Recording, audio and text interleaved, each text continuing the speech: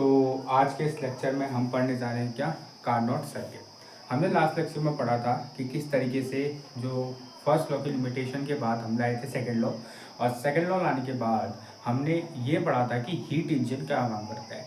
उसमें दो स्टेटमेंट तो हमारी नॉर्मल थी, लेकिन जो तीसरी स्टेटमेंट केल्विन प्लांक स्टेटमेंट थी और चौथी स्टेटमेंट कार्नोट थ्योरम थी, वो दो स्टेटमेंट बेस्ड थी हीट इंजन के लिए। हमने फिर हीट इंजन पढ़ा। हीट इंजन एक ऐसा उपकरण होता है, एक ऐसा इंजन होता है जो हीट को कन्वर्ट करता है किसमें, यूजफुल वर्क में। अब अगर हम इसमें बात करें कि इसमें एफिशिएंसी क्या चीज़ होती है, मैंने एक बात बोली थी कि कुछ चीज़ अगर हम हीट को वर्क में कन्वर्ट करते हैं तो हम 100% कन्वर्ट नहीं कर सकते, हम बहुत ही कम करते हैं। हमारे जनरली इलेक्ट्रिसिटी है जो नॉर्मल चीज़ होती है 20 से 30% ही हीट को वर्क में कन्वर्ट कर सकते हैं। कुछ बाकी के फ्रिक्शंस में, रेजिस्टेंस में या कंबशन या इस तरीके से वेस्ट हो जाते हैं। तो उसके बाद एक साइंटिस्ट, एक इंजीनियर थे, फ्रेंच इंजीनियर, जिनका नाम था सदी कार्नोट, जिन्होंने 1824 में एक इंजन उन्होंने कॉन्सेप्ट दिया था कि हम इस तरीके से एक इंजन बना सकते हैं कि जिससे हमारी एफिशिएंसी क्या हो जाए, बहुत ही ज़्यादा हो जाए। 100% तो फिर भी नहीं हो सकती, क्योंकि ब्रेक कर देता है थर्मोडायनेमिक्स के एक लॉ को, जिसके बारे में अभी हम बात करेंगे। लेकिन पॉइंट ये है कि 100% नहीं, लेकिन कुछ इस तरीके से वो एफिशिएंसी बढ़ जाए कि हम ज़्यादातर उसको इस्तेमाल कर सकें। तो इसीलिए हमने एक नया इंजन बनाया जो कि काम करता है ज़्यादा, अपनी एफिशिएंसी को ज़्यादा बढ़ाने में काम करता है। इसी इंजन का नाम था कार्नोट साइकिल। अब ये साइकिल को क्यों इसमें क्यों कहा गया, क्योंकि एक साइक्लिक प्रोसेस से स्टार्ट होता है। जिस पॉइंट से हम इसको स्टार्ट करते हैं ये वापस से घूम के उसी पॉइंट में आता है, इसलिए इसे कहा गया कार्नोट साइकिल, जो दिए थे कार्नोट इंजीनियर का सामने। अब बात ये आई कि कार्नोट साइकिल जानने से पहले आपको बहुत सारी पुरानी चीज़ें जो आपने लास्ट सेमेस्टर में पढ़ी थी उनके बारे में पता होना पड़ेगा, जिसको हम यहाँ डिस्कस करेंगे। अभी थोड़ा सा डिस्कस तो नहीं, थोड़ा सा आपको ओवरव्यू बता दिया जाएगा कि किन किन पुरानी चीज़ों की आपको आवश्यकता होगी। तो सबसे पहले कॉपी पेन निकालिए और सबसे पहले हेडिंग डालिएगा special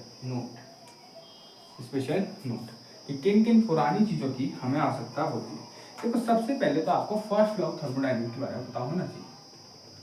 first law of thermodynamic theory नहीं, इसका mathematical form, first law of thermodynamic. इसके दो मैथमेटिकल फॉर्म है, खाली तो साइन चेंज की वजह से। पहला है delta U equal to Q plus W, और दूसरा है delta U equal to Q minus W. ये बस वर्क का साइन चेंज करने में आता है। वर्क का साइन कब चेंज होता है, जब सिस्टम या तो खुद काम करता है या तो सिस्टम पे काम किया जाता है।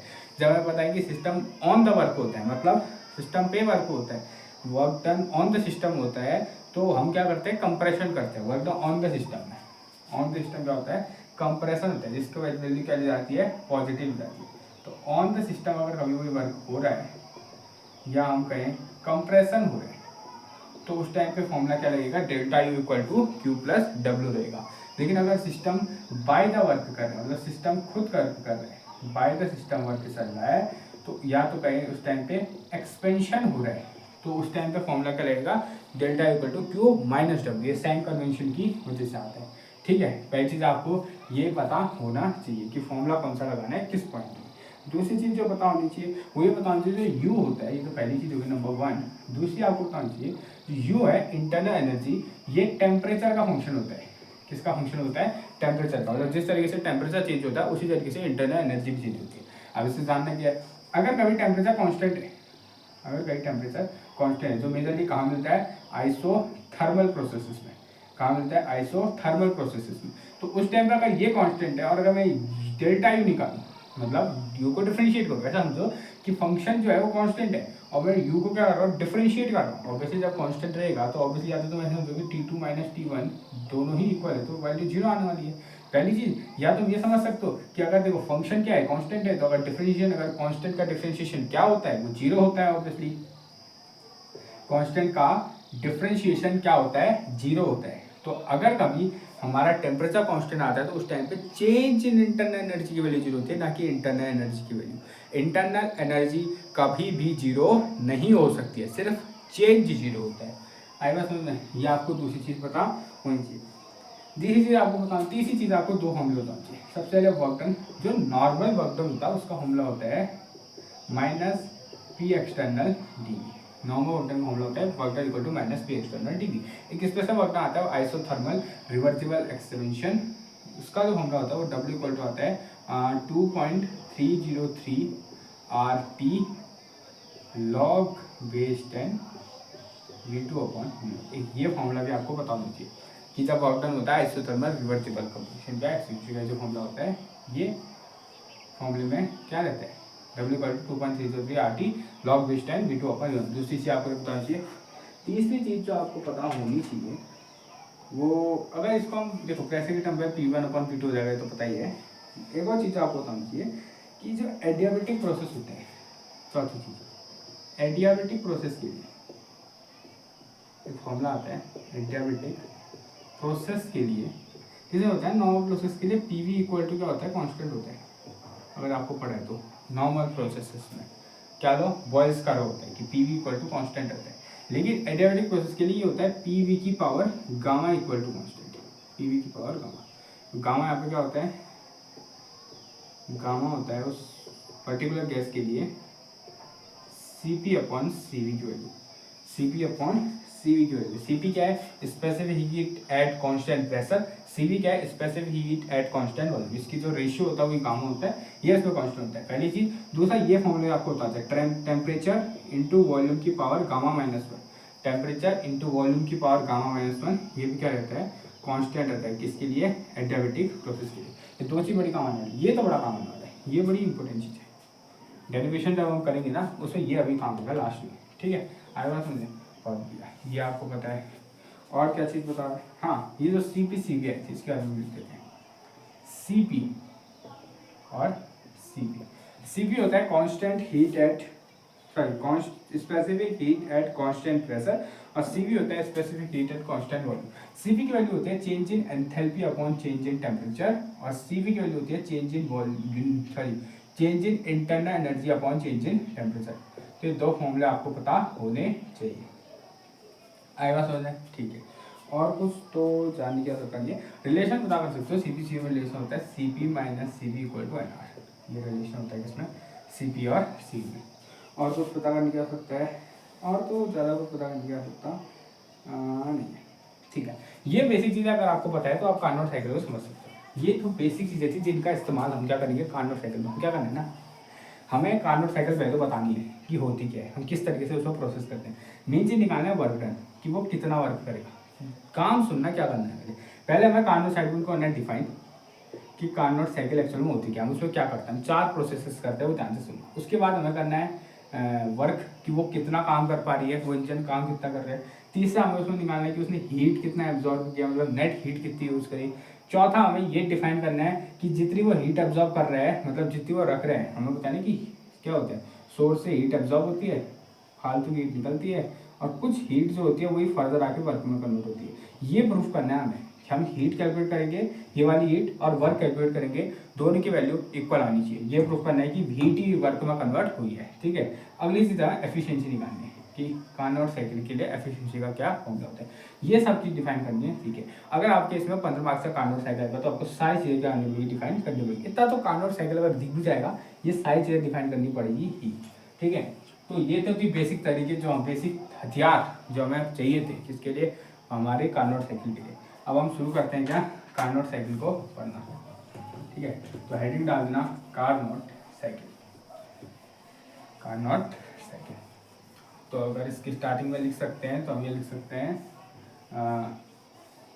Carnot cycle is the hypothetical experiment या hypothetical expression given by Sadi Carnot. एक साइंटिस्ट थे, एक इंजीनियर थे, फ्रेंच इंजीनियर। एक कॉन्सेप्ट है Carnot cycle is a hypothetical concept given by Sadi Carnot in 1824, ठीक है।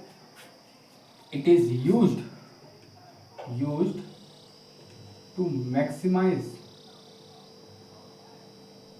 The efficiency of heat engine. ये हीट इंजन की एफिशिएंसी को मैक्सिमाइज करने में बहुत ज़्यादा क्या होता है, इसका योगदान होता है, ठीक है। ओके, ये तो थी बेसिक चीज़ें। मैंने बोला था कि अब देखता है कार्नोट साइकिल में प्रोसेस ही तो होती है। तो 4 टाइप की होती है, ठीक है। अगले आंसर लिखना इन कार्नोट साइकिल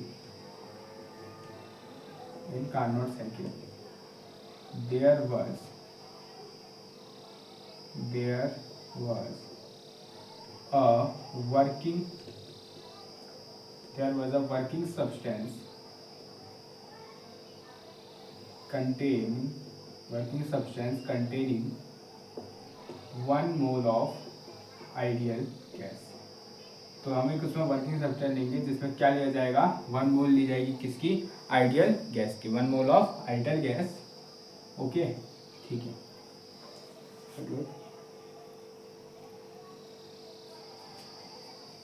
अंडरगो, जो कि जाएगी अंडरगो 4 सक्सेसिव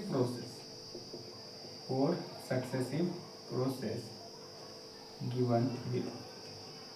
तो ध्यान से समझना, पहले तो ये तो कार्नोट साइकिल के बारे में क्या है। कार्नोट साइकिल में क्या होता है, एक वर्किंग सब्सटेंस होता है जो कंटेन करता है 1 मोल ऑफ आइडियल गैस, जिसमें क्या होती है 1 मोल होती है किसकी, आइडियल गैस की, जो अंडरगो जाती है 4 सक्सेसिव प्रोसेस पे, मतलब 4 प्रोसेस आती है। और सक्सेसिव का मतलब है क्यों, लगातार जाती है। ऐसा नहीं कि तुमने पहली प्रोसेस अभी करी और दूसरी प्रोसेस कई टाइम बाद करोगे, नहीं, 4 प्रोसेस में वो तो जाएगी, तो वो लगातार ही जाएगी बिना किसी रुकावट के। ठीक है, अब वो कौन कौन सी प्रोसेस है उनका मैं नाम लिख देता हूँ, जो कि नंबर 1 कौन सी है, आइसोथर्मल सबसे पहले। अब एक सक्सेसिव है तो 1 2 3 4 ही जाएगी, ऐसा नहीं कि 1 से डायरेक्ट 3 फिर 4 फिर 2, ऐसे नहीं। आइसो पहले जाएगी आइसोथर्मल रिवर्सिबल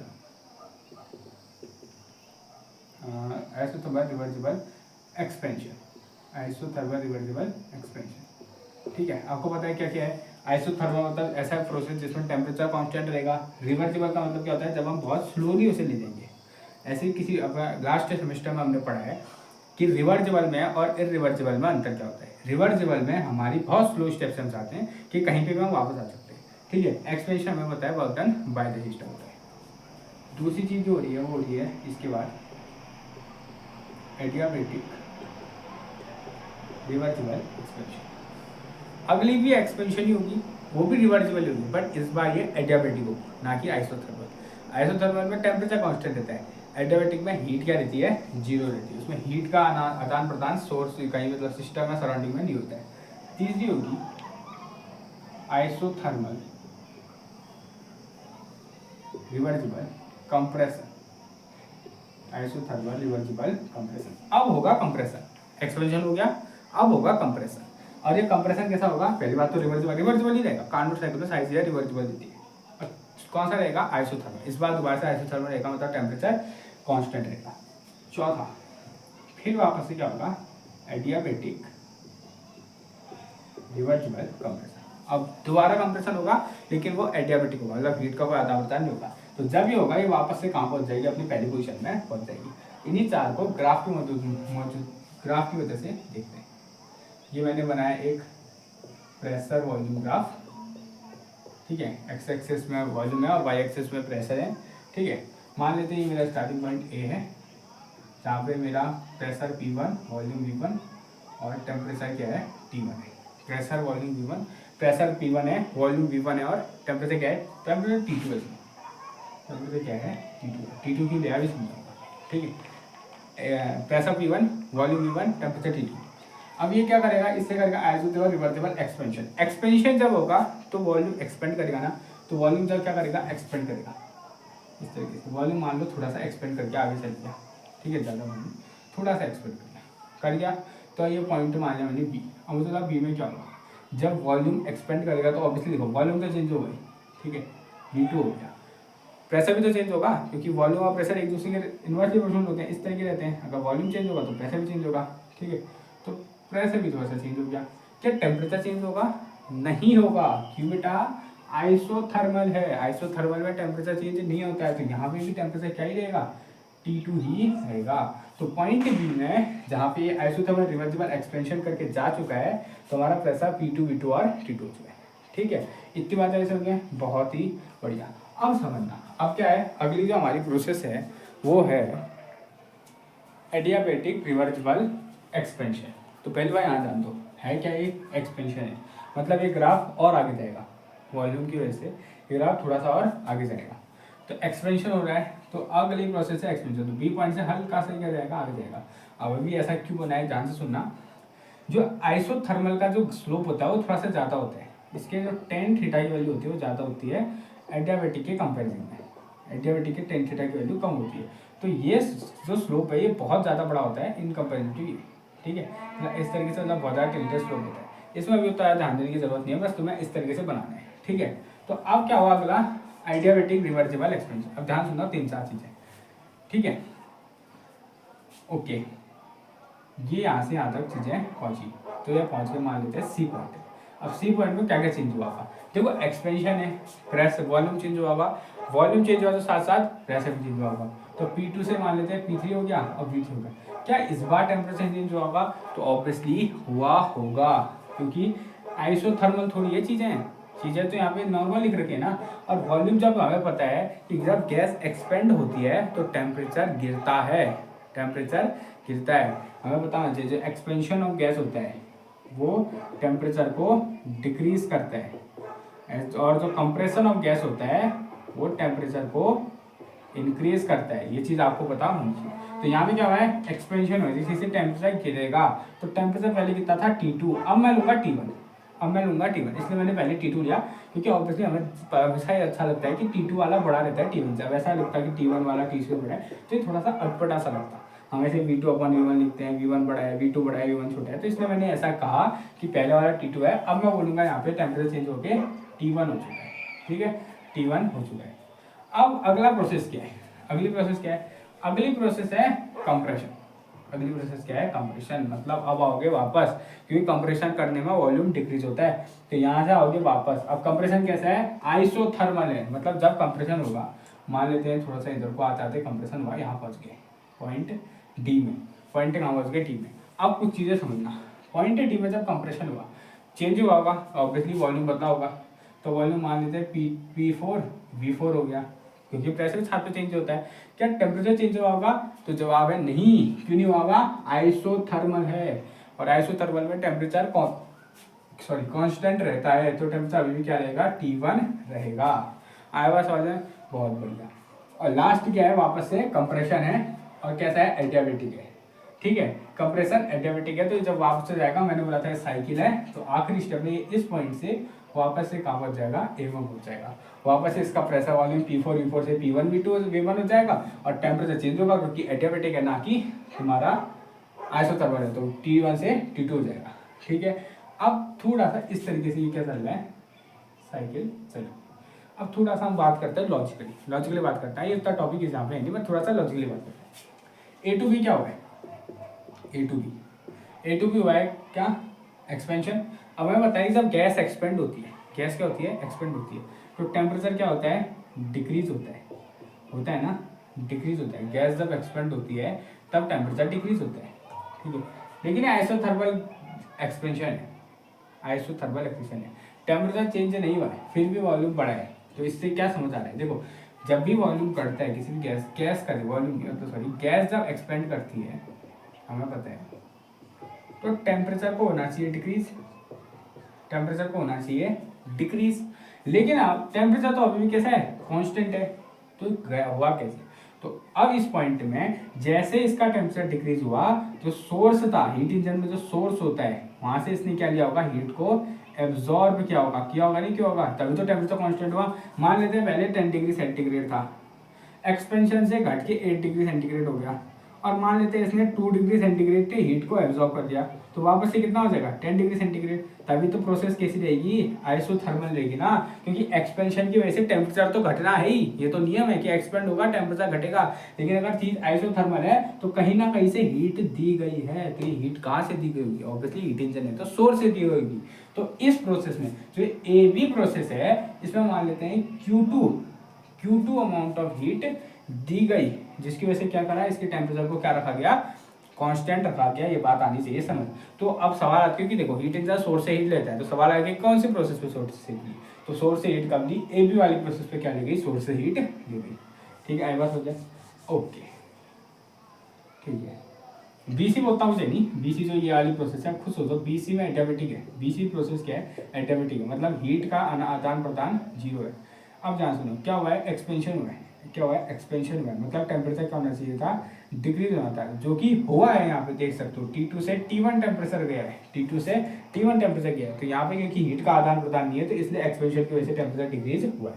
तो BC में तो उतनी दिक्कत नहीं है। वापस से यहाँ पे सुनो, कहाँ पे, ये CD वाले प्रोसेस में, ये CD वाले प्रोसेस है, क्या हुआ है देखो, CD वाले में कंप्रेशन में क्या हुआ है, कंप्रेशन। कंप्रेशन हमें पता है जब भी गैस को कंप्रेस किया जाता है उसका टेम्परेचर बढ़ जाता है, टेम्परेचर क्या हो जाता है, बढ़ जाता है। बट टेम्परेचर T1 था तो T1 ही है, टेम्परेचर बढ़ा नहीं। तो सवाल है कि एक्सेसिव अमाउंट ऑफ हीट गई कहाँ, मान लेते हैं टेम्परेचर कितना था 10 डिग्री सेंटीग्रेड, वो बढ़ के मान लेते हो गया 12 डिग्री सेंटीग्रेड।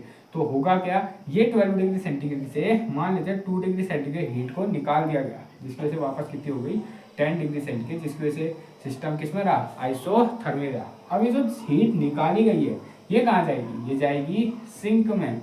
हमने पढ़ा है ना हीट इंजन में क्या होता है, हीट इंजन में सोर्स होता है जो हीट देता है वर्किंग सिस्टम को, और वर्किंग वर्क तो करता है लेकिन साथ साथ हीट को सिंक को भी देता है। तो ये इस प्रोसेस में सवाल आएगा कि किस प्रोसेस में सिंक को हीट गई है, वो CD वाली प्रोसेस में सिंक को हीट गई है। तो सवाल ऐसे पूछाता है, और ऐसे DA वाले में तो कुछ ज़्यादा खास बात हुई नहीं है। तो सवाल में पूछेगा कि ये हीट इंजन है तो इसने सोर्स से हीट कब ली और सिंक को हीट कब दी, तो सोर्स से हीट इसने ली AB वाले प्रोसेस में और सिंक को हीट इसने दी CD वाले प्रोसेस में। जो तो प्रोसेस आइसोथर्मल है उसमें इसने हीट ली, इसका हीट का आदान प्रदान हो पाया। ठीक है, अब हम हीट इंजन को समझ, मतलब कार्नोट साइकिल को समझ चुके हैं कि क्या होता है। हम ऐसे करके साइकिल फिर वापस से एक्सपेंशन होगा, कंप्रेशन होगा, ऐसे करके साइकिल चलती रहेगी और इंजन बस काम करते रहेगा। ठीक है, तो इतना हम कार्नोट साइकिल को समझ चुके हैं। तो डिफाइन तो हमारी कार्नोट साइकिल हो गई है, मैंने कहा ना कुछ चीज़ें, तो डिफाइन तो हो गई है। अगला काम है वर्क निकालना। क्या निकालना, वर्क निकालना कि वर्क कितना कर रही है। अब मैं पूरा एक साथ नहीं निकाल सकता क्योंकि 4 डिफरेंट प्रोसेसेस हैं, तो मैं 4 डिफरेंट प्रोसेस का अलग अलग निकालूंगा। पहले इसका निकालूंगा, फिर इसका, फिर इसका, फिर इसका, लास्ट में सबको क्या कर दूंगा, ऐड कर दूंगा, तो मेरा टोटल वर्क डन आ जाएगा। अब साथ साथ फिर मैंने कहा कि हीट भी निकालनी है, तो मैं एक अलग अलग क्यों निकालूँ, जब मैं वर्क निकालूंगा तभी साइड में क्या निकालूंगा, मैं हीट भी निकाल दूंगा, लास्ट में हीट को भी क्या कर दूंगा, मैं ऐड कर दूंगा। आई बात समझ, बहुत बढ़िया। तो अब अगला काम क्या है, वर्क निकालना। ठीक है, इस वाले ग्राफ को बनाना, ये बड़ा इंपॉर्टेंट ग्राफ है, मैं इस वाले हिस्से को मिटा दे रहा हूँ। अब ग्राफ ही सब कुछ काम करेगा, हम ग्राफ को समझ के सारा काम स्टार्ट करते हैं कार्नोट साइकिल। तो सबसे पहली प्रोसेस AB वाली प्रोसेस जो है, नंबर 1 कौन सी प्रोसेस है, आइसोथर्मल रिवर्सिबल एक्सपेंशन। ठीक है, isothermal reversible expansion.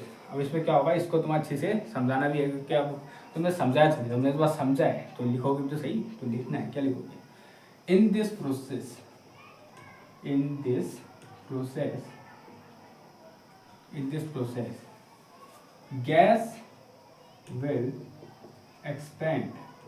gas will expand from V1 volume to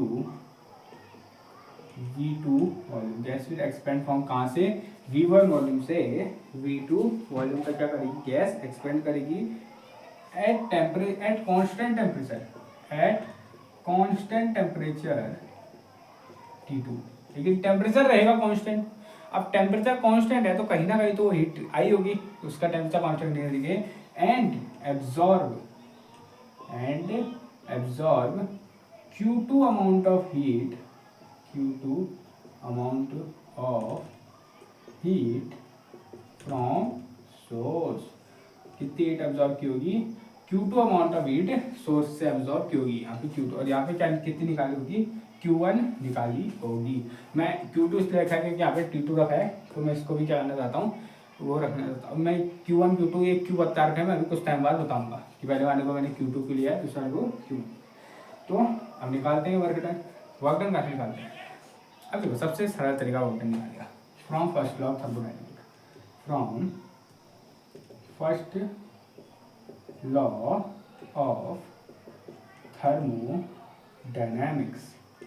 first law of thermodynamics. First law of thermodynamics की हेल्प से कैसे निकलेगा, ध्यान से सुनिएगा। Delta U equal to Q plus W हमारा फर्स्ट लॉ होता है। Delta U equal to Q plus W हमारा फर्स्ट लॉ होता है। अब Q प्लस W क्यों लिया, क्योंकि क्या हुआ है, एक्सपेंशन हुआ है। क्या हुआ है, एक्सपेंशन हुआ है, राइट। तो work done on the system expansion होता है, तो इस वजह से ठीक है। ओके एक मिनट ना, क्या हुआ है यहाँ पे, इस पॉइंट में एक्सपेंशन हुआ है। ठीक है, सब ठीक है। फ्रॉम फर्स्ट ऑफ थर्मोडायनामिक्स का actual first of delta equal to Q plus डब्ल्यू है ना, हम वर्क डन अभी थोड़ी निकालने हैं। ओके, हमें पता है कि ये कैसा प्रोसेस है, आइसोथर्मल प्रोसेस है, तो डेल्टा आई तो जीरो हो जाएगा, हमें पता है ये चीज़ हमने डिस्कस करी है, तो ये तो हो जाएगा जीरो, तो क्यू प्लस डब्ल्यू, क्यू होगा ब्रैकेट में लिख देना आइसोथर्मल प्रोसेस है। ठीक है, अब यहाँ से अगर मैं क्यू की वैल्यू निकालती हूँ कितनी आ जाएगी, माइनस डब्ल्यू आ जाएगी। इसको रखो, क्यों, क्योंकि यहाँ पे मैं हीट निकालना, वर्क थोड़ी ऐसे निकालूंगा। ठीक है, ये मेरी हीट निकल गई, इसे इक्वेशन मैंने 1 बोल दिया। ओके, अब मैं निकालता हूँ वर्क। हमें वर्क डन का फॉर्मूला पता है किसके लिए, आइसोथर्मल रिवर्सिबल एक्सपेंशन के लिए, जो कि होता है W equal to R T L N V2 upon V1। हमने लास्ट सेमिस्टर में निकाल रखा है। अब हमने एक्चुअल में 2.303 अभी मैंने ये लिखाया था R T log base 10 V2 upon V1। तो एक इसका क्या है, कन्वर्टेड फॉर्म है, क्योंकि हम नेचुरल लॉग को यहाँ लॉग बेस 10 में कन्वर्ट करते हैं। अगर मेरे को इसको नेचुरल लॉग लिखना है तो मैं क्या हटा दूंगा, ये 2.303 हटा दूंगा, तो मेरा फॉर्मूला ये बन जाएगा R T L N V2 upon V1। अब मुझे बताओ ये क्या है, कंप्रेशन हुआ है, सॉरी एक्सपेंशन हुआ है। एक्सपेंशन मतलब work done by the system, जो कि क्या होता है, नेगेटिव होता है, इसलिए मैं यहाँ से माइनस साइन लगाऊंगा और इसको बोल देता हूँ equation number 2।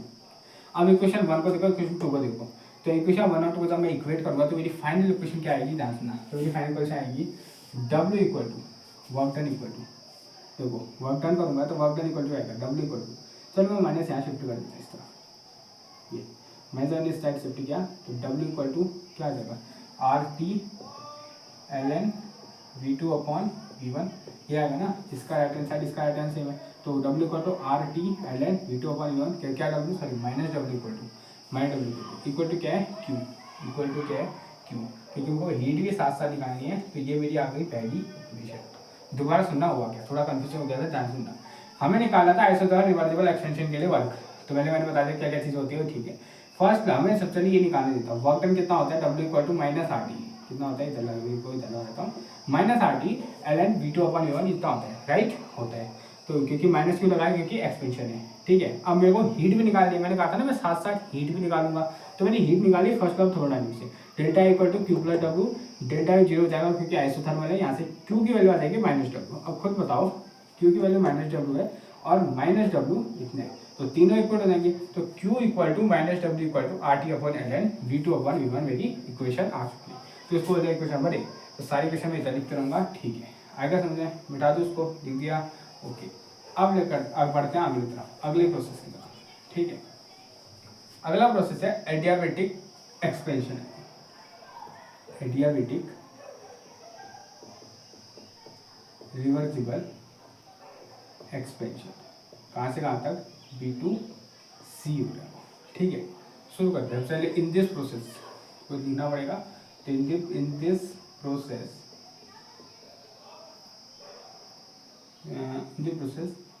our working substance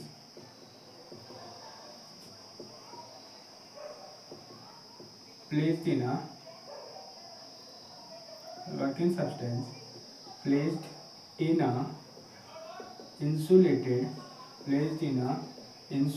container. अब इंसुलेटेड कंटेनर में क्यों से रखा जा रहा है, जिसकी वजह क्योंकि एडियाबेटिक है, हीट पास ना हो पाए, हीट का पास नहीं करानी है तो कहाँ रखना पड़ेगा, इंसुलेटेड कंटेनर में रखना पड़ेगा। तो in this process our working substance is placed in a insulated container and expand V2 volume to V3 volume, V2 volume से कहाँ तक जाएगा, V3 वॉल्यूम तक जाएगा, V2 volume to V3 volume, during which temperature changed from T2 to T1, जिसकी वजह से temperature T2 से T1 चेंज हो जाएगा, ठीक है। आए बात समझ में, बहुत बढ़िया। अब हमें वर्क डन निकालना है, क्या निकालना है, वर्क डन। तो वर्क डन निकालना थोड़ा सा अलग तरीका है उसमें, क्यों, क्योंकि देखो एडियाबेटिक है तो मैं उस तरीके से निकाल नहीं सकता, तो एडियाबेटिक का जो वर्क डन आता है ना वो अलग तरीके से आता है, with the help of internal energy आता है, क्योंकि ना चलो फर्स्ट लॉ शुरू करते हैं, फ्रॉम फर्स्ट लॉ थर्मोडायनामिक्स, ये सबसे बेस्ट लॉ है क्योंकि सब जगह काम आता है, फर्स्ट लॉ ऑफ थर्मोडायनामिक। शुरू करते हैं। क्या होता है, वो कहता है delta U equal to Q plus W. बहुत बढ़िया। आप खुद बताओ डेल्टा यू इस बार चेंज नहीं होगा क्योंकि आइसोथर्मल थोड़ी है, टेम्परेचर चेंज हो रहा है। क्यू जीरो हो जाएगा। क्यों हो जाएगा क्यू जीरो, क्योंकि एडियाबेटिक प्रोसेस है और हमें पता है एडियाबेटिक प्रोसेस में हीट जीरो हो जाती है। क्यू जीरो हो गया इक्वल टू डब्ल्यू। तो यहाँ से मेरे को मिला delta U equal to W. तो जो वर्क डन है वो किसके इक्वल है, डब्ल्यू अर्थात हमारे इसके वर्क। इसको मैं W1 बोल देता हूँ, इसको Q2 बोल देगा, सॉरी अगर आपने बदला नहीं तो करना, इसको मैं W2 बोल देता हूँ। ठीक है, अब डेल्टा यू निकालना पड़ेगा। क्या निकालना पड़ेगा, डेल्टा यू निकालना पड़ेगा क्योंकि वर्क डन डेल्टा यू के इक्वल है। तो अब वर्क डन निकालने का तरीका सिर्फ एक ही है कि मैं डेल्टा यू की वैल्यू निकाल दूँ। डेल्टा यू की वैल्यू एडियाबेटिक में सिर्फ एक तरीके से निकाली जा सकती है, जो है हमारी CP वाला रिएक्शन। हमें पता है कि डेल्टा यू, हमें ये पता है क्या पता है, हमें पता है CV क्या होता है, specific heat and constant value बराबर होता है delta U upon delta T के। तो यहाँ से अगर मैं डेल्टा यू की वैल्यू निकालूँ तो आ जाएगी वो CV डेल्टा टी। तो delta U equal to CV ऐसा रहेगा, डेल्टा टी हो जाएगा क्या, पहले इनिशियल फाइनल माइनस इनिशियल, तो T1 माइनस T2। कई लोग यहाँ पे गलती करते हैं T2 माइनस T1 लिख देते हैं, नहीं, चेंज होता है फाइनल माइनस इनिशियल। तो फाइनल T1 है, इनिशियल यहाँ पे T2 है, तो T1 माइनस T2 होगा। तो delta equal to CV T1 minus T2, ये हमारी आ जाएगी किसकी वैल्यू, डेल्टा की वैल्यू, हमारी डेल्टा यू की value.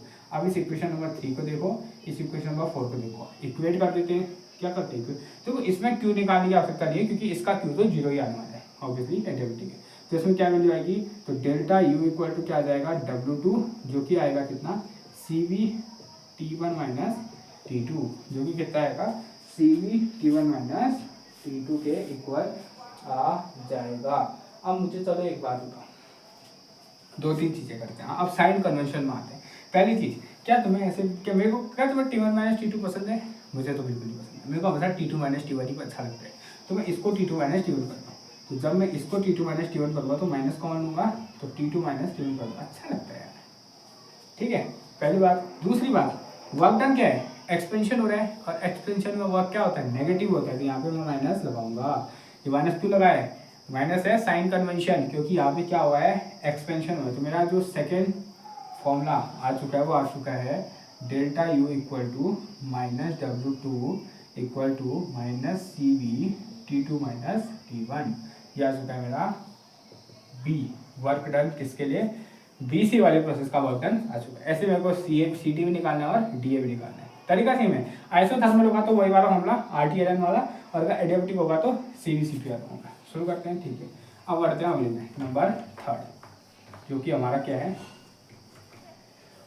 Isothermal reversible compression. Isothermal reversible compression. Isothermal reversible compression कहाँ से कहाँ तक, C से D। आप खुद बताओ, ये एक आइसोथर्मल रिवर्सिबल कंप्रेशन, तो क्या क्या लिखोगे, जल्दी लिख सकते हो, इन this process, in the process our cylinder, our gas will compress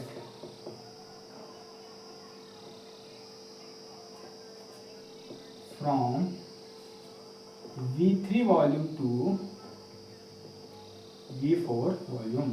इस प्रोसेस में हमने हमारे गैस को कंप्रेस किया है V3 वॉल्यूम से कहाँ की तरफ, V4 वॉल्यूम की तरफ, at a constant temperature, at a constant temperature T1, क्योंकि टेम्परेचर कांस्टेंट है, आइसोथर्मल है, तो इसको जो हीट है, कंप्रेशन की वजह से जो हीट जनरेट होगी इसको कोई देना पड़ेगा, and it release heat, release Q1 heat to the sink. ये Q1 हीट किसको, सिंक को रिलीज कर देगी, क्योंकि जब कंप्रेस होगा तो तुम्हें पता है कि भाई साहब एक्स्ट्रा अमाउंट ऑफ हीट निकलेगी, और हीट कहाँ जाएगी, ऑब्वियसली सिंक में जाएगी। ठीक है, अगर समझो, बहुत बढ़िया। अब इसके लिए वही करते हैं, या आइसोथर्मल रिवर्सिबल एक्सप्रेशन, इसका वर्क डन तो सिंपल ही आएगा, तो वही वर्क डन इक्वल, तो ये होता है W equal to RT V2B, final minus initial होता है, तो V4 अपॉन V3 आ जाएगा। आई बात समझ में, क्या मैं यहाँ पे माइनस साइन लगाऊं, जो कि मेरा जवाब होगा नहीं, इसमें वर्क डन 3 बोल देता हूँ, ठीक। क्या मैं माइनस साइन लगाऊं, नहीं, क्यों नहीं लगाऊंगा, कंप्रेशन है, कंप्रेशन ऑन द सिस्टम होता है, माइनस साइन नहीं आएगा। ठीक है, इसे बोलते हैं इक्वेशन नंबर 1 2 3 4 5 आ गई। अब इसके में हीट की वैल्यू निकाल सकते हैं, क्या आइसोथर्मल इसमें हीट आएगी, तो फ्रॉम फर्स्ट लॉ ऑफ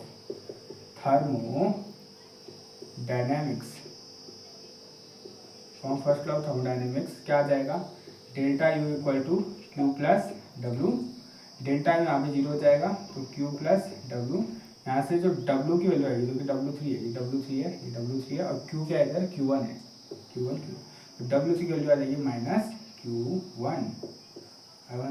अब खुद देखो ये इक्वेट कर दो इक्वेशन 6 को और इक्वेशन 5 टू को इक्वेट कर दो तो क्या आ जाएगा, W3 equal to RTLN V3 upon V3 equal to minus Q1 आएगा समझ। बहुत बढ़िया, इक्वेशन नंबर हो गई सी, इक्वेशन कितनी हो गई सी हो गई। तो हमने सी डी के लिए भी वर्क निकाल दिया है। अब अगला क्या है, डी ए, अगला डी ए के लिए। तो नंबर 4 सीधा पढ़ते रहते हैं।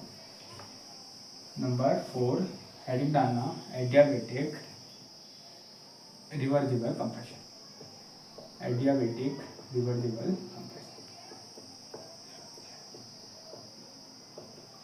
एडियाबेटिक रिवर्सिबल कंप्रेशन, क्योंकि कहाँ से कहाँ तक हुआ है, D2A हुआ है। आएगा समझ में, बहुत बढ़िया। शुरू करते हैं। अब इसकी वही होगा, इन दिस प्रोसेस या इन दिस स्टेप वापस एडियाबेटिक का over cylinder, again captain cylinder, again captain insulated container and compressed the gas from V4 volume to V1 volume, V4 से V1 तक कंप्रेस क्या होगा, और with temperature change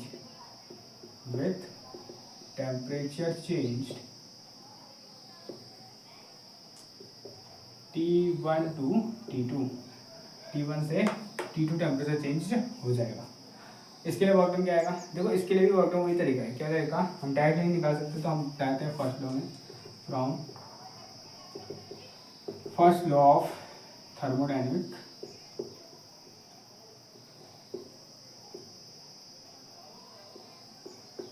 from the first law of thermodynamic क्या होता है, delta U equal to Q plus W, यहाँ delta U रहेगा, क्यू जीरो हो जाएगा डब्ल्यू, तो delta U equal to W आ जाएगा, क्योंकि डब्ल्यू यहाँ 4 है, डब्ल्यू 4। ठीक है, आई बात समझ में। इसको हो जाएगा इक्वेशन 5 6 7, इक्वेशन 7। अब मेरे को डेल्टा यू नहीं मालूम होगी, जो कि आएगी इस रिएक्शन से, तो C V equal to delta U upon delta T, तो implies that delta U equal to C V delta T, delta U equal to C V temperature T1 minus T2 आ जाएगा, नहीं बाद वाला माइनस लगा होता है तो T2 माइनस T1 हो जाएगा। मैंने यहाँ भी इसलिए क्या किया, ये सेम बनना है, और तुम ध्यान दोगे तो ये सेम ही आ गया है, जो कि बाद में ऐड करने में कट जाएगा। तो इसको लेना इक्वेशन 8, तो बाई इक्वेशन 7 एंड 8, तो W4 इक्वल टू आ जाएगा delta U equal to C V T2 minus T1, इसको हो जाएगा इक्वेशन डी। मैंने चारों प्रोसेस के लिए इंडिविजुअली क्या निकाल दिए हैं, वर्क डन निकाल चुका। मेरे को फाइनल प्रोसेस के लिए बस इनको क्या करना है, ऐड करना है। For the net work done, heading डालना for net work done, for net work done, net work done के लिए W1 W2 W3 W4 को ऐड करना है। तो WT total work done WT equal to W1 plus W2 plus W3 plus W4 करना है। तो WT इक्वल टू क्या आ जाएगा, W1 है प्लस W प्लस यहाँ पे तो माइनस इतना शिफ्ट हो जाएगा, तो minus RT ln V2 upon V1, right, यही होगा minus RT V2 upon V1। ये मेरे को साइन कन्वेंशन यहाँ पे दिखाना है, मैं यहाँ से दिखाता हूँ, यहाँ माइनस दिखा दिया, ये दो तो माइनस दिखा दिया, क्योंकि टोटल वर्क में साइन कन्वेंशन नहीं दिया जाता। मैंने वैसे यहाँ तो शो कर दिया, यहाँ की शो कर, ठीक है।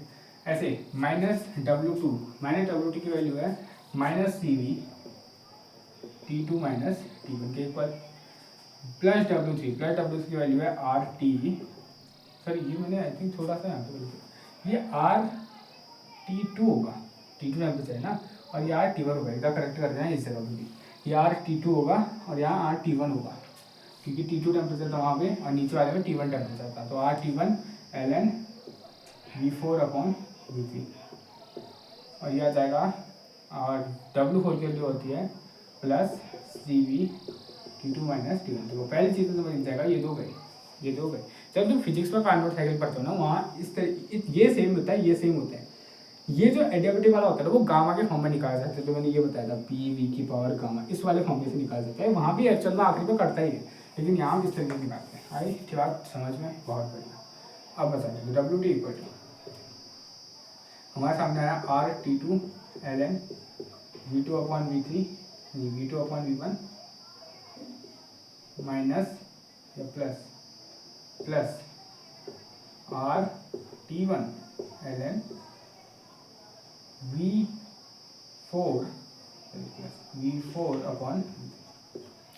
अब मुझे ना दो चीज़ करनी है। पहली चीज़, मुझे साइक्लिक प्रोसेस पसंद है, 1 2 तो 3 4 ऐसे चाहिए मेरे को, क्यों चाहिए अभी बताता हूँ। 1 2 3 4 चाहिए, अभी मैं बहुत बड़ा बताता हूँ। तो मैं क्या करता हूँ, इसको V3/V4 करता हूँ। क्या करता हूँ, V3/V4, क्योंकि मैं एक बहुत ही बढ़िया चीज़ करनी हूँ, RT2 ln, ये कैसा रहेगा V2/V1। इसमें माइनस कॉमन लेता हूँ, तो हमें पता है जब भी माइनस कॉमन लिया जाता है ब्लॉक के अंदर से, तो लॉग के अंदर की चीज़ ऊपर नीचे हो जाती है, तो V3/V4 हो जाएगा। अब ध्यान देना, इसको मैं बोलता हूँ इक्वेशन नंबर मान लेते हैं एक्स है, चलो ई बोल देते हैं, एक्स वाली इक्वेशन बाद में ई बोल देते हैं। अब वैसे तो तुम डायरेक्टली भी लिख सकते हो, डायरेक्टली क्या लिख सकते हो, V2/V1 equal to V3/V4, directly भी लिख सकते हो, कोई दिक्कत नहीं आती। हमें सबको पता है, सारी सेकंड वालों को पता है कि ये होता है। लेकिन अगर तुम चाहते हो कि यार नहीं तुम मतलब वो ये हो कि तो टीचर से लड़ता तो कि ऐसा ऐसा कैसे हो सकता है, प्रूफ दो, तो उस पैसा आप सुनो, प्रूफ समझते हैं। इस वाले दो में जगह बात करते हैं, BC और CD वाले में, ठीक है। हाँ शुरू करते हैं। हाँ BC वाले क्वेश्चन में, इन BC प्रोसेस BC में हमें एक रिलेशन तो पता ही, याद रखना क्या रिलेशन होता है वो, TV की गामा -1 इक्वल टू कॉन्स्टेंट, ये रिलेशन पता है। हाँ सिंस, ये लिखने वाले सिंस TV की power gamma equal to constant, तो इससे आता है, इससे ये फॉर्मूला आता है, क्या आता है, therefore T1 V1 gamma -1 equal to T2 V2 gamma -1, ये फॉर्मूला आता है। तो इससे अगर मैं आगे पीछे करूँ तो मेरे को क्या मिलेगा, ध्यान सुनना, इस पॉइंट पे BC प्रोसेस में, B में पॉइंट है, वॉल्यूम है V2 और T2, B में वॉल्यूम है V2 और T2, V2 T2 और V2 की पावर गामा -1, उस रिलेशन में ये बराबर किसके होगा कहा, अगले वाले प्रोसेस में। यहाँ पे क्या है वॉल्यूम, यहाँ पे T1 वॉल्यूम और उस पर टेम्परेचर प्रेशर है V3 की पावर गामा -1, ये होता है क्योंकि टेम्परेचर और वॉल्यूम की पावर गामा -1 कांस्टेंट होता है, किसमें, एडियाबेटिक है, एडियाबेटिक प्रोसेस है। हाँ तो ये आ जाएगा मेरा रिलेशन, ये दो टेम्परेचर, तो इसको मैं लिखता हूँ क्या, हाँ ये तो इसको ऐसे लिखता हूँ, T2/T1 इक्वल टू क्या आ जाएगा, V3/V2 पावर से तो गामा -1 आ जाएगा। इसको रखो इक्वेशन नंबर कितनी आई थी, 1 2 3 4 5 6 7 8 9, इक्वेशन 9। अब बात करता हूँ इन DA, दूसरा एडियाबेटिक का है मेरा DA वाली प्रोसेस में, वहाँ भी ऐसा ही होगा। इनिश D पॉइंट में जो टेम्परेचर वॉल्यूम का प्रोडक्ट है वो बराबर होगा किसके, A पॉइंट के टेम्परेचर। D में क्या है, T1 V4, तो T1 V4 की पावर गामा -1 बराबर होगा T2 V1 की पावर गामा -1 के। यहाँ आगे पीछे करो तो इसको T2/T1 जानते इधर जाएगा, तो T2/T1 एक जैसा रखता हूँ, तो T2/T1 आ जाएगा V4/V1 की पावर गामा -1, इसे बोलते हैं इक्वेशन 10। अब इक्वेशन 9 को देखो और इक्वेशन 10 को देखो, लेफ्ट हैंड साइड सेम है तो राइट हैंड साइड सेम हो जाएंगे। तो सिंस तो क्या आ जाएगा, V3/V2 इक्वल टू V4/V1, और दोनों साइड गामा पावर गामा -1। हमें बताया जब पावर सेम होते हैं तो बेस भी सेम होते हैं, तो V3/V2 इक्वल टू V4/V1, ये तो जगह तो क्या मिलेगा तुम्हें मिलेगा V2/V1 इक्वल टू V3/V4, ये मिलेगा। आई बस हो जाए, मैंने पहले कहा था तुम इसको लिख सकते हो और ये डिराइव भी हो चुका है। अगर किसी को, अगर तुम्हें लगता है कि यार ऐसा कैसे हो जाए, तुम ऐसे किसी को बराबर, इन दोनों को बराबर कैसे कर सकते हो, तो ये है प्रूफ कि ये दोनों क्या एक्चुअल में बराबर है। इसको तुम लिख भी सकते हो, अगर तुम्हारे पेपर में टाइम दिख रहा है दिखा दो उसको भी करते हुए, नहीं है तो डायरेक्ट लिखो since we know that V2/V1 equal to V3/V4 implies that V1 बराबर है, तो होगा क्या WT इक्वल टू ये हो जाएगा RT2 ln, इसको मैं V2/V1 ही रहने देता हूँ, इसको बदलता हूँ माइनस RT1 ln, इसको कहता हूँ V2/V1। अब बताओ कॉमन क्या है, तो WT इक्वल टू कॉमन है R है ln है V2/V1 है, बचेगा क्या सिर्फ T2 माइनस T1, इसको करो ब्रैकेट में क्लोज, चेंज करने में लिखना है तो WT equal to 2.303 R ln sorry log base 10 V2/V1 T2 minus T1, ये आपका है work done of Carnot cycle, इसको बोल दो इक्वेशन x। ये कार्नोट साइकिल का क्या आता है, वर्क डन आता है। तो इतना हमने करने के बाद, इतनी डेरिवेशन करने के बाद हमें फाइनल वर्क डन मिल गया ये WT equal to R ln V2/V1 T1 और T2 माइनस T1। तो ये आपका क्या है, कार्नोट साइकिल का पूरा क्या है, वर्क डन है। तो ये तो हो गया क्या, वर्क डन। हमने साथ साथ हीट भी तो कैलकुलेट कर लिया है, तो हम नेट हीट निकालते हैं। नेट हीट क्या निकालते हैं, ध्यान सुना, इस वर्क डन को हम साइड में लिख देते हैं, ठीक है, इसको हटाओ, ओके, इसको हटाओ, यहाँ पे हम लिख देते हैं नेट वर्क डन का होगा क्या आएगा, WT equal to RT ln V2/V1 T2 minus T1, equation x बोल दिया, ठीक है। अब वो बताओ हीट निकालते हैं, क्या निकालते हैं, हीट। तो अब ये हीट कौन सी है, ना सुनना, कितनी हीट, ये हीट है Q, टोटल हीट जो यूज की गई है। यूज क्या की गई है, हमने क्या पढ़ा है, हीट इंजन क्या होता है, वर्किंग सब्सटेंस मान लेते हैं 100% हीट लेते हैं, उसमें से 80% हीट को फेंक देते हैं और सिर्फ 20% यूज करते हैं, इतना हमें पता है, ठीक। तो अब इसको हम लेते हैं एक तरह से आर्बिट्री के फॉर्म में, तो ध्यान रखना, मान लेते हैं उसने Q2 हीट ली, कितनी हीट ली, Q2 हीट, और उसने कितनी दे दी, Q1 हीट दे दी। तो हमें निकालनी कि उसने हीट यूज कितनी करी, जो कि बार बार कन्वर्ट हुई किसमें, वर्क में, और ये दोनों बराबर आनी चाहिए। तो ये देखो Q2 हीट उसने ली थी यहाँ पे, ली थी ना, और Q1 हीट दी थी यहाँ पे, तो टोटल हीट कितनी यूज की होगी, Q2 माइनस Q1। अगर मैं कहूँ कि मैंने तुम्हें 100 रुपये दिए, जिसमें तुमने 80 रुपये खर्च कर दिए, तो बचे कितने, 20, तो तुमने हर बार 100 माइनस 80 करा। ऐसे हम क्या करेंगे यहाँ पे, टोटल निकालने के लिए Q2 माइनस Q1 कर देंगे, Q2 माइनस Q1 कर देंगे, जिससे क्या रहेगी, टोटल हीट हमें मिल जाएगी, ओके। तो Q टोटल इक्वल टू क्या आएगा, Q2 minus Q1, Q2 minus Q1, तो Q total equal to Q2 कितना है, Q2 की वैल्यू है RT ln V2/V1 के, राइट, इतनी हीट उसने ले रखी है।